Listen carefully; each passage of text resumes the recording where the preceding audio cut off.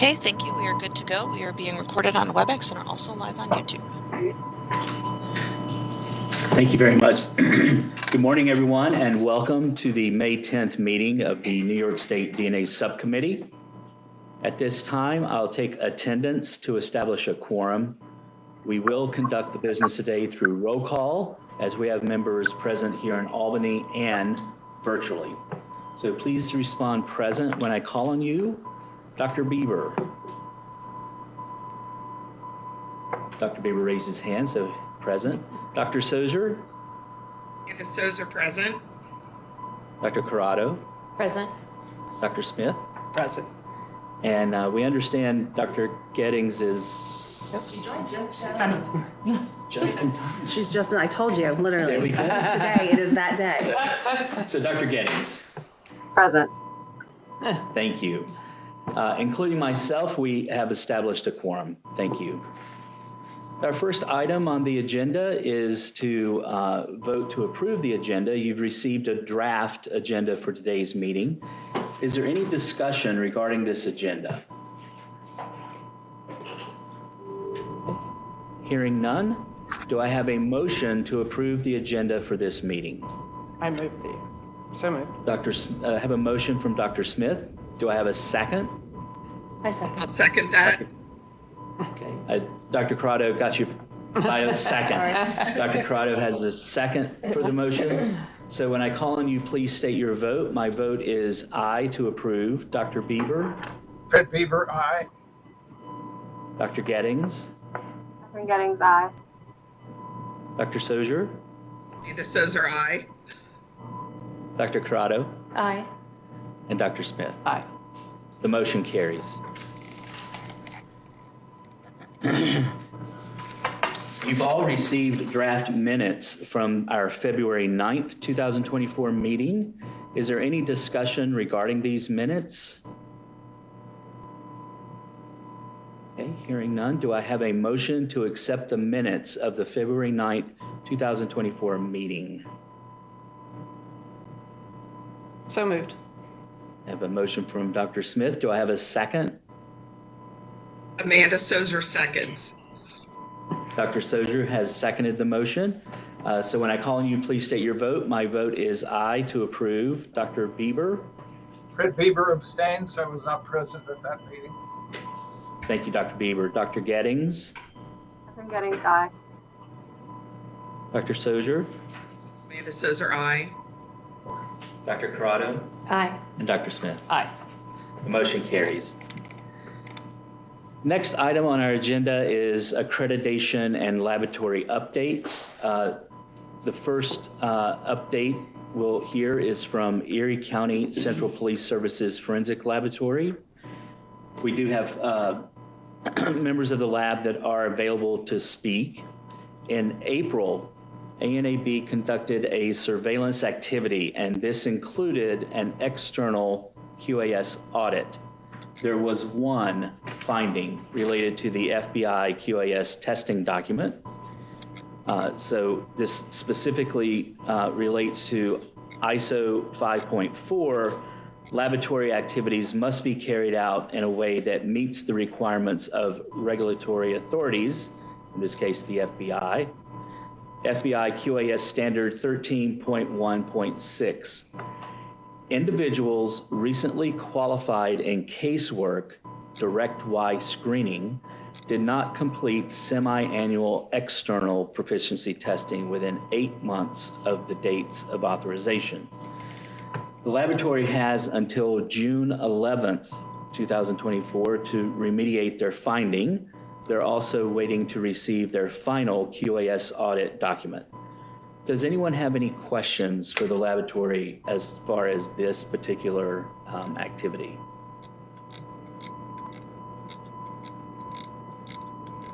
Mike? We do see Dr. Sozer, you have the floor. Sure. I was interested in hearing from them. Maybe have they done a root cause analysis and a corrective action on this yet? So we'll bring in. I think we have Maria Orsino's been elevated, but I just want to point out too that they do have until June 11th to remediate, so it may be premature, but go ahead and ask. Can you hear us? Okay, we are still in the process of everything. We sent our plan to our lead assessor and she approved it. So we're just trying to get through the purchasing process. But yeah, we are in the process of the root cause. And maybe we'll hold that till the next meeting. Okay. Are there any other questions for the lab? Okay. Thank you very much, Maria and Tom. Next up is Monroe County Crime Laboratory.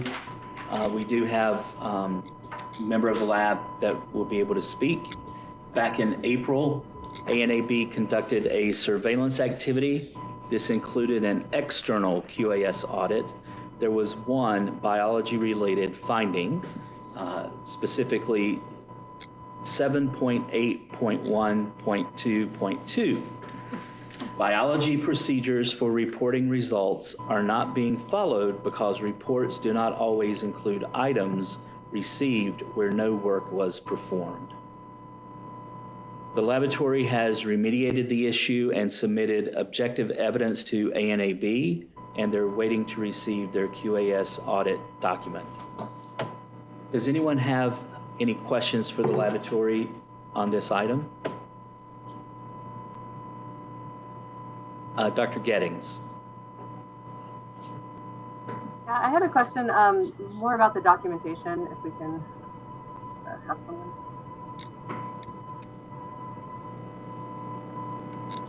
Let's see, is it Gail? I think we have.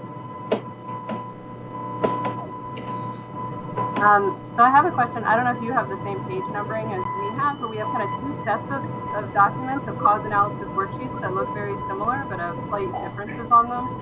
I was wondering if you could explain which one is the final document or why we have two different ones here in front of us. I do not have what was provided to you, so I don't actually know why they're different. If you describe them a little. Oh, sure. Well, the thing that caught my eye is on one of them, so it's for the others, it's our page 13.14 of the late documents. You have a section that says determine impact, and there's a question number 9 that says what is the impact on performance measures such as turnaround time or backlog? And it's written in here, increases turnaround time and reduces backlog. And that kind of caught my attention because those seem conflicting to me. But on the other version, which looks like a scan maybe, and the one that I referred to first is maybe not a scan, but the other version says none under that question. So that's when I first realized they were different. Other than that, I think it's just formatting differences, like things are underlined or differently in the two different versions. So I believe maybe what you got was some of our meeting, when we met to discuss the nonconformity, we did sort of brainstorm, and so maybe some of the documents were more like meeting minutes than the actual final documents. So that might be the difference. Does that? Yeah, I think that makes sense. It sounds kind of unusual to say from a nonconformity that we actually increased our turnaround or increased our productivity. But basically, when we did some of the digging into this, we've been trying to make efficiency improvements, and that's why some of the items weren't always listed in the report, because we were trying to make things easier for the customer so that they would only be seeing the relevant items that we were testing. So that might be why it seems a little counterintuitive to say you have a finding that made things better. Yeah, I think I understood that, but it actually says increases turnaround time and reduces backlog. So I would think it should turnaround time and reduce backlog. Okay. So I was like, wait, how can that be? So yeah, but what you're saying made sense. Yeah, you were trying to streamline. Yeah, I don't know if maybe this is for the New York State folks, but yeah, if something was a draft and something was the final, if it could be marked that way, I think that would be helpful for us. We can, figure that out in advance. That's my only question. Okay, thank you, Dr. Gettings. Does anyone else have any questions for Ms. Conklin? Okay, hearing none, thank you so much. We'll move to the next item, which is from the New York State Police Crime Laboratory. We do have members of the lab present for any questions. In January, the laboratory underwent a surveillance activity. This included both casework and databank external QAS audits. ANAB has issued continuation of accreditation documents. The lab has also received their final QAS audit documents and submitted them to the FBI for review. Are there any questions for the laboratory? Okay, seeing none, congratulations. Next, we'll move to Suffolk County Crime Laboratory. We do have members of the lab available virtually if there are any questions. In August of 2023, the laboratory underwent a surveillance activity which included an external QAS audit. The laboratory has received confirmation from the FBI that based on the QAS audit conducted in August last year, the laboratory is in compliance with the external audit requirement and the FBI's quality assurance standards. Does anyone have any questions for Suffolk County? Okay. Again, congratulations. Our next item of the agenda is old business. So at this time, Dr. Dooley will give an update regarding the partial match program. Okay, so really quick, I'll give the partial match number updates, which is no updates. We're still at 93 applications, 49 names released, and all 49 investigations have been closed. But what I do want to make mention of is the partial match and familial search policies were last reviewed, updated, and approved in 2020. And one of the things we had said was that we would look at periodic review of them. So to ensure our mission and efforts of continuous improvement and make sure that they're being met, we want to do a review of the partial match and familial search policies. So I just want to say to the members of the subcommittee, please reach out with any recommendations that you may have for suggested edits to the policies, and we'll get those drafted up and work those into the August meeting. I also do want to just make a short note about rapid DNA. So initial notification was made to law enforcement agencies back in 2016, February 22nd to be specific, with a redistribution again to law enforcement agencies, district attorneys, and labs on February 15th of 2019 regarding the requirement to appear before the New York State DNA Subcommittee for agencies seeking to adopt rapid DNA. With the recent enhancements to the rapid DNA technology and the potential addition of this technology to the regulations, we'd like to remind those agencies that are interested in utilizing it that it is covered by New York State Executive Law 995, and they must appear before the subcommittee to discuss how they will implement this technology. So just a note on that. Okay. So, Yeah. Can I ask a question about, you said about the partial match and the familial policies Yes. being reviewed. Can you send those out to us? We so will. We can, Yeah, absolutely. Okay. Sorry, I should have also said that. Okay. We'll send out the working document, the easiest style for us to be able to see what edits you're making so that we can then get them back and That would help. put it all together. And we will ask you to respond back individually, not all, as to Yes. avoid open meeting. Please and thank you. Yeah. Okay, thank you very much. Are there any other questions for the partial match update? Okay, hearing none, we'll move to the next update, which is the familial search update. So Dr. Dooley will give us an update on that program. So updates for familial search, we have one new application received, which was a renewal from a previous application, initial application.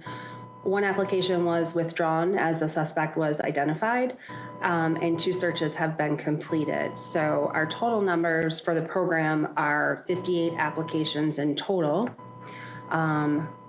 42 have been approved, 13 rejected, and 3 withdrawn. And of the 42 that have been approved, we have 8 in the search queue and 34 searches have been completed. 2 arrests, 1 conviction. Put that out there as well. Success for the program. So, Are there any questions on the familial search program? I see Dr. Sozier, you have the floor. Yeah, Jill, will the New York State Police be reviewing those policies as well?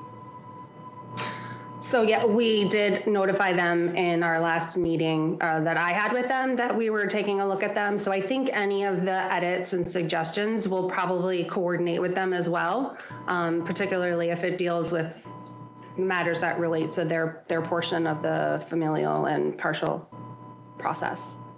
So I'm kind of wondering if they want to review it first, and then we can review after they've reviewed it. So the process that we used last time, I think we were going to try to utilize again. We will send it to all stakeholders kind of now, and then by August have some feedback for an actual discussion at the August meeting. Okay.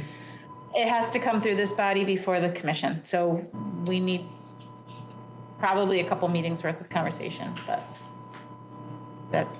That's if that plan still works for everybody. It worked the last couple times.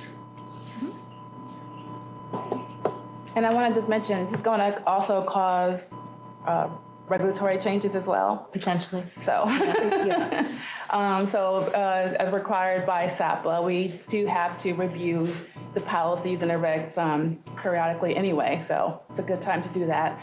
And if we do change the regs, we'll have a public comment period as well. So there'll be a long process.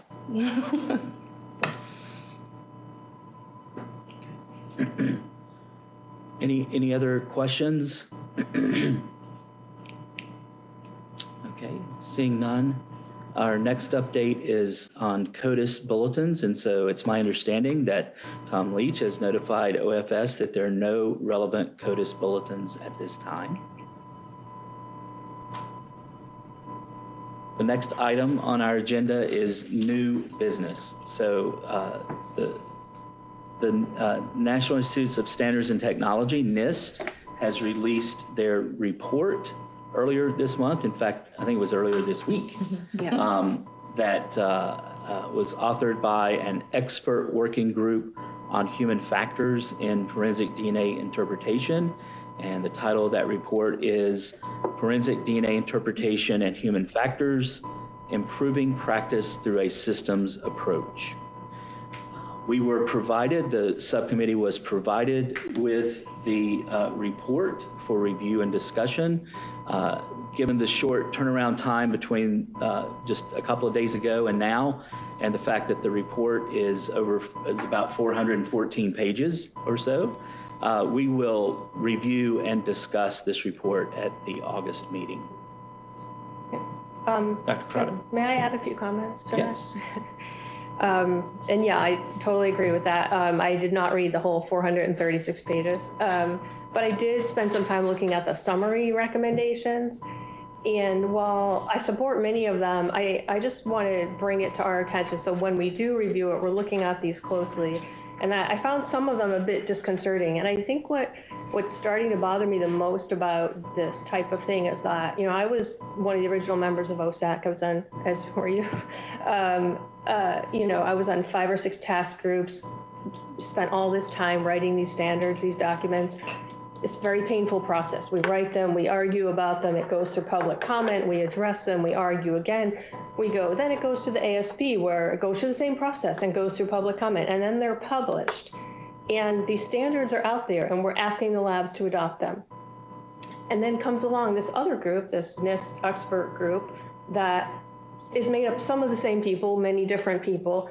And when I read their recommendations, some of which I agree with, and I think the labs are already doing, some of them I find a bit disconcerting because I think they're different and they're suggesting different things than what the OSAC is suggesting.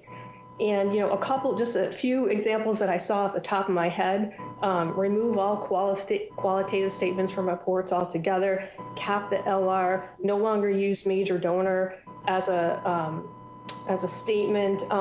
They want they want when people testify to include these proactive disclaimers, which to me sound like the thing that you hear at the end of the pharmaceutical commercials. I'll just picture this in that really fast voice. After every DNA result, we must say the DNA results are only part of the overall case. Errors can occur in any human process, including DNA analysis. The evaluation of the DNA comparison cannot conclusively identify an individual as a source of the DNA. I mean, I don't know about you, but when I hear those commercials, I'm thinking, oh, here's a great drug that's going to help breast cancer survivors. Oh, but wait, you shouldn't take that because it's horrible. I mean, that confuses me. And I think saying that to the jury is going to confuse them. I also found it interesting that this NIST recommendation says we all should be using probabilistic genotyping. The previous NIST document said there was not enough support to use probabilistic genotyping. DNA commission members wanted the labs in the state to stop using probabilistic genotyping. This one saying you must use probabilistic genotyping. I feel for the labs in the state. As a previous technical leader, I tried my best to always try to follow the best recommendations, but quite frankly, I don't know how they're doing it these days because you're getting different information from different groups. So I guess I would just ask my fellow members of the committee, when we're reading this, I think we need to think about, are we really helping the laboratories by saying, follow this, no, follow this, now follow this? I mean, I don't know what the answer is, obviously, but I am concerned about these different documents coming out being really confusing for the laboratories. I have to say I wholeheartedly agree with everything you just said. There is a bit of a dichotomy between the foundational review and this report where you're exactly right. One says there's not enough public data to determine if PropGen is reliable, but yet we all need to be using it. So yeah, I agree. We should definitely use a careful eye as we read the report, and potentially, if there are areas where we disagree, we should make note of that and let labs know that we do have a disagreement. Jennifer? Well, and I think it's important to go back to who has actual authority. And the bottom line, authorities. That's right. And I just want to say DNA has been the discipline that has been controlled by regulation, national regulation, that establish the standards that labs have to follow in order to put information into CODIS. So we have to go back to a little bit to our history. And I'm sorry, but NIST and the report, they have no authority. Right. And a lot of effort has been gone into these systems that you've said for years and years and years. So I, too, will look at it very, very closely. I think every state lab or every lab needs to look at it closely and give us their thoughts. It's time for every forensic DNA analyst out there to read this and stand up for their history, for the good work that they do. And remember, this is the time to speak up, because each court can decide what they do in their little, but as a laboratory system, and that's important. So I say everything you did, but let's go back to our basics. And so we can understand our authority as a subcommittee, what New York State regulations, state and law said. Because other than that, they're just voices in the wilderness as far as I'm concerned. Can I make mention, because you did mention all of the labs throughout the state kind of taking a look at it, particularly the DNA analysts reading it and saying it, is that we do have a mechanism and tool that we can use, which is the biological technical working group throughout the state. Not to task them with more work than they already have, but if they should be informed and they should be reading it, perhaps we have them get together and have a conversation regarding it, and then brief out prior, to you all in August. That would be great. And I don't want to make them go through a whole document or anything, whatever's easiest for them. If they have the time to look at it, or if they need more time, let us know. But yeah, I think that would be great. A briefing from them would be of interest. Certainly it would give them an opportunity to be on a record of some sort, having their opportunity to speak to it. And I would add to that, there is the New York State report standardization guidelines, and a lot of what's mentioned in here is relating to reporting. So, we do have to look at it and see the recommendations, but I agree with Jennifer too. This isn't really a governing body either, so maybe discuss them and decide what fits and what doesn't. I think it's a big task, though. I agree. It's a long document. It is. The good news is one of the chairs was one of the authors, I believe. So it might be a shorter task for some of the members of the biotech. Any other questions or comments from anyone in the virtual world? Okay. Mike, this is Mandy. I haven't had a chance to review it yet, but I would just, my recommendation would be to keep an open mind. And just because we've been doing something one way for a long time doesn't mean that we shouldn't look at, if there's a better way of doing something, that we should look at that. So I just because we've always done it a certain way, I don't think we should say that's why we're doing it. If it's the best way to do it, then that's what we've always done it, that's great. But if it's not, we should just keep an open mind. I think that's great advice. I think that's one thing that sets us apart, is that we're always looking at process improvements. Yep, and I appreciate that, yeah. We'd still be doing RFLP if we didn't have, exactly. Although I really liked RFLP. To change. I do too. But and there are, I will state, there are certain things in that report that I fully agree with. The thought, the discussions about education and training, and I think there's a lot of really good stuff that could really push the field forward if they were implemented. So so I think that we'll definitely sort of go into it with an open mind, but if there are things that we really have issues with, we should definitely discuss. Sure, and I think maybe we could also think about how the committee could help the laboratories, with this document, if there's anything that that they need to implement, how we might be able to help them. That's Great in our point. swim lane.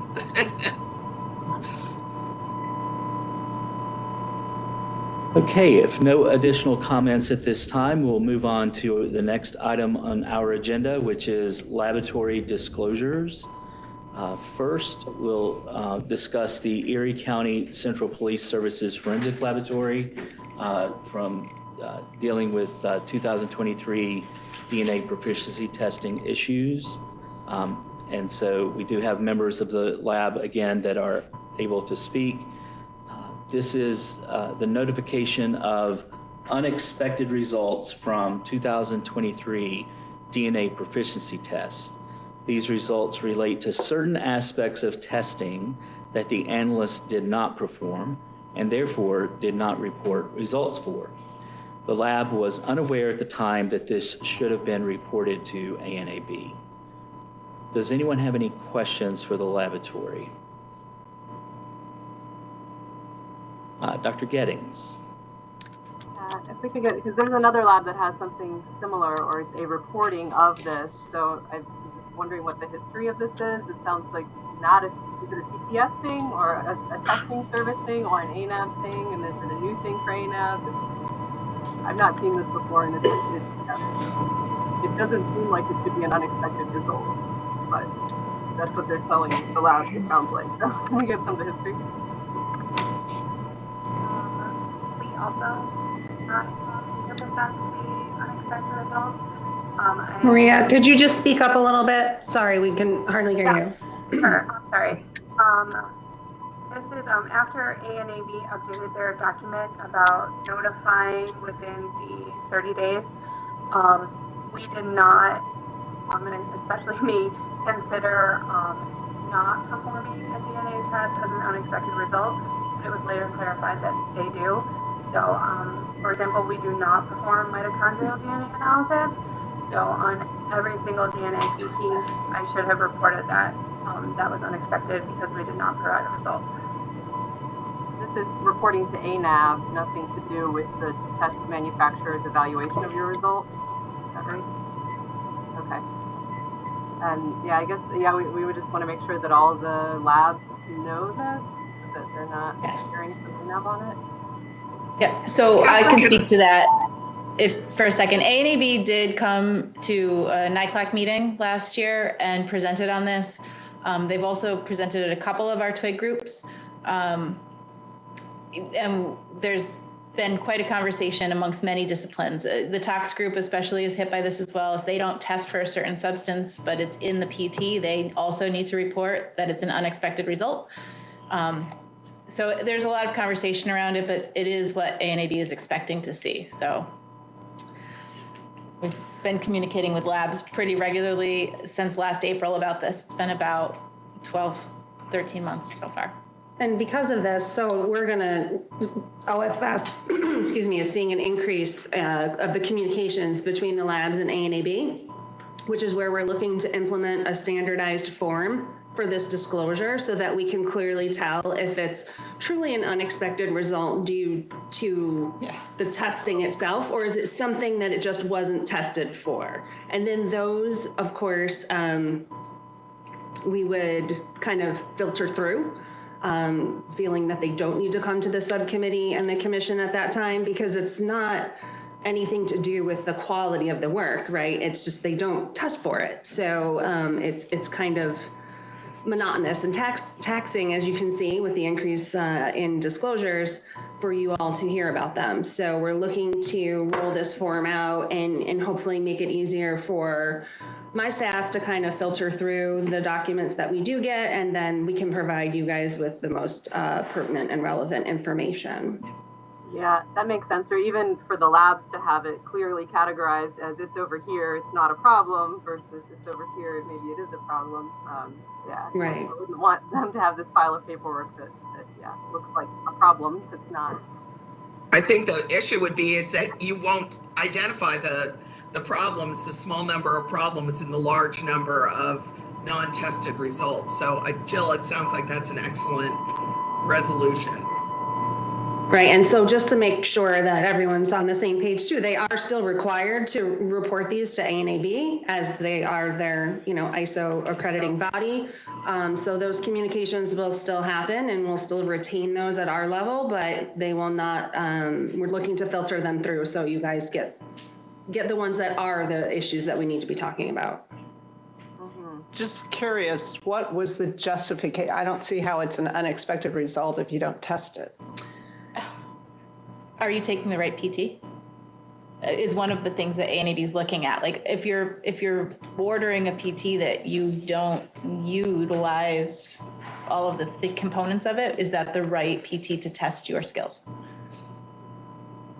Well, in this day and age where we want PTs to be broader for laboratories, so if they choose to go down a path, that is sort of counter to trying to give growth. So yeah, and it's across all of the disciplines. It doesn't seem to fit everything quite right. So. Does not at all. Do any of the other accrediting bodies require this? I'm just curious. Or I guess it doesn't matter in New York. Yeah. Okay. Yeah. All right. Tail wagging the dog. Wow. Does anyone have any other questions for the laboratory? Okay, seeing none, thank you very much. Thank you. The next item is from the Newark City OCME Department of Forensic Biology. We do have members available to speak if there are any questions. The laboratory has submitted the root cause analysis report related to a case reporting and technical review issue that we previously discussed in the meetings here at the subcommittee.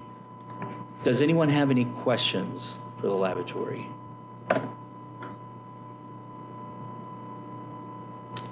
Okay. I don't have any questions. I just want to say that the root cause analysis was really well done, and reading through it, I mean, a lot of labs use forms and maybe that's fine for some things, but having the option of doing a narrative like this, let them go and follow the path of it. They had a committee working on it. And I just thought it was really well done. Great point. Yes, Dr. Corrado? I pose a question for the lab, not necessarily. I just would wonder, one thing that was obviously, I think, missing from it was that they weren't able to speak to the people that were involved in the issue. And I don't know if the lab could maybe just speak to, are there plans for that in the future, or is that still up in the air? I don't know if they can answer that question. I don't know if they can answer that question. Yeah, I'm guessing that's what they're going to say. It just seems a little bit, it does seem like an element that might be missing, is not hearing from the people that were involved to even understand what the rationale was for some of the issues. I don't even think I need to ask them to answer that, because I'm sure they can't. But They're there? They're on. Okay. But just maybe a confirmation that, every lab is different in terms of protections for their staff. So I think that may be what it boils down to, but let's have them confirm on that. Hi, this is Kira McKay. Can you hear me? Yes. Okay. Hi, everyone. Jill pretty much hit the nail on the head. It is because this issue is an HR matter as well. We were told that we would not be able to speak to the individuals involved. The root cause analysis officer of the agency, Lou Vargas, who wrote that wonderful document, he also tried again through our legal team to ask, can he speak to the individuals, separate from me or anyone in the department? And we were told no. It has to do, this is Tim, it has to do with union rights and the due process rights of the employees, because again, it's an HR matter. It doesn't help us in our quality system, but again, the HR material in the union contract takes precedence.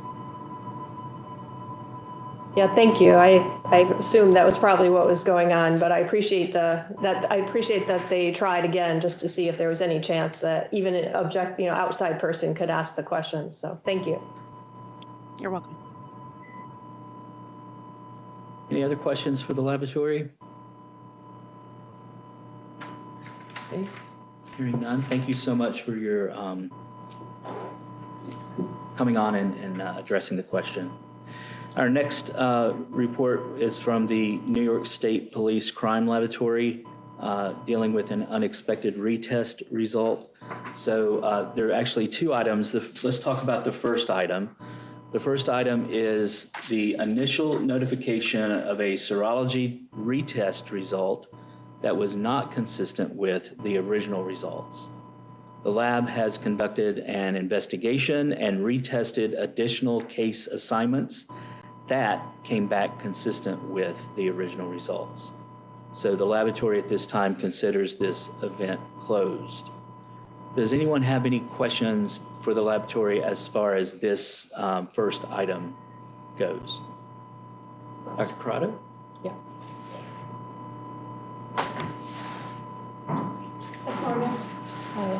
Good.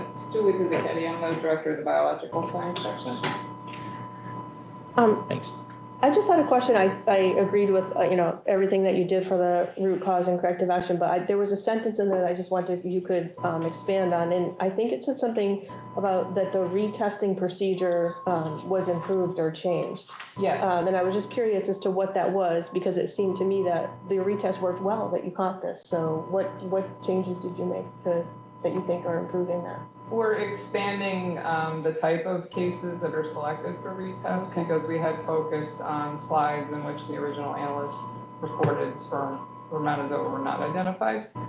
Because we also want to evaluate people's ability to identify sperm. We're going to now, going forward, and have randomly select slides from cases where sperm were not identified, as well as where sperm were identified. Great, okay. And we're also improving the evaluation of the retest results. With respect, if you have the original analyst state that spermatozoa were not identified, which isn't an absolute, it's just reporting that when they looked at a slide, they did not observe sperm. We're now with the evaluation, if the retest analyst finds between 0 and 2 sperm heads, we are going to consider that consensus result, just because it is a random. When you're looking at a slide, and I'm sure anybody who looked at slides know what it's like, you can't possibly look at every single micrometer of that slide. So it's just a better, it's in line with our actual procedures, because right now in casework, if an original analyst sees between 0 and 2 sperm, they have to have the sperm confirmed. So it's in line with what we already recognize in terms when you only see that few sperm. And fundamentally, with the sperm identification, and we are using a male DNA screening workflow now. So it's not the presence of sperm that determines whether a sample moves forward. We're measuring the amount of male DNA and using that information, as well as the information about whether sperm were observed to decide which samples move through the whole process. That's great. That does sound like really positive improvements. Yeah. Are you looking at the slides? Are they the ones from the kit, or are they ones that We analysts prepare our own. Okay. The New York State kits, because it seemed like none of the New York State labs really look at hospital slides anymore. Everyone's really moved to a male DNA screening workflow, and so it's the slides that our analysts prepare. Great. Thank you for the information. Sure. Any other questions for the laboratory? Thank you, Julie. The second item provides details about a personnel issue, and so this has been moved to the executive session at the request of the laboratory. So thank you so much for speaking. Next on the item is Onondaga County Center for Forensic Sciences Laboratory. We do have a member of the laboratory available to speak. This is notification of unexpected results from 2023 DNA proficiency tests. These results relate to certain aspects of testing that the analyst did not perform and therefore did not report results for. And so the laboratory was unaware at the time that this should have been reported to ANAB. Does anyone have any questions for the laboratory?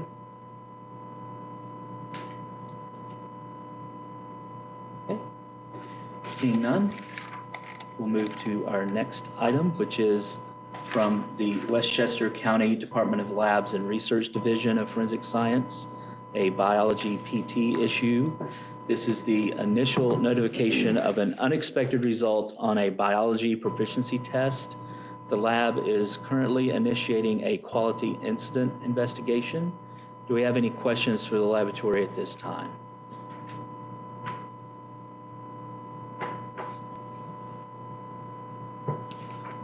Seeing none, we'll move on to our next item on the agenda, which is our executive session. So do I have a motion for us to go into executive session to discuss matters relating to a current investigation or matters that may lead to the appointment, promotion, demotion, discipline, or suspension of a particular person?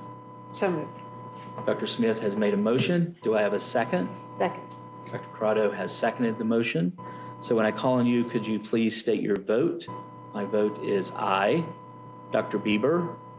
Bieber, aye. Dr. Gettings? Catherine Gettings, aye. Dr. Sozier? DeSouza, aye. Dr. Corrado? Aye. And Dr. Smith? Aye. So at this point, if you are not a subcommittee member or staff, you'll be asked to leave the virtual meeting and the streaming of this meeting will be paused. We will resume the stream when the executive session has ended. Yeah. Either here or New York City. We're still waiting. We're on a month-to-month call back basis. Hey, we are now being recorded on WebEx and are also live on YouTube. Thanks, Bree. Thank you. Welcome back, everyone. Our next item on the agenda is to vote to end the meeting. So the next meeting of the subcommittee will be on August 9th, 2024. The location is to be determined. We'll let you know beforehand. But at this, one more thing. You say no action was taken during the executive session? Yes, so sorry.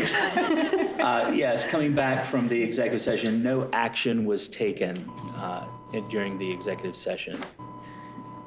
Our next meeting again will be on August 9th, 2024. The location will be determined in some point in the future.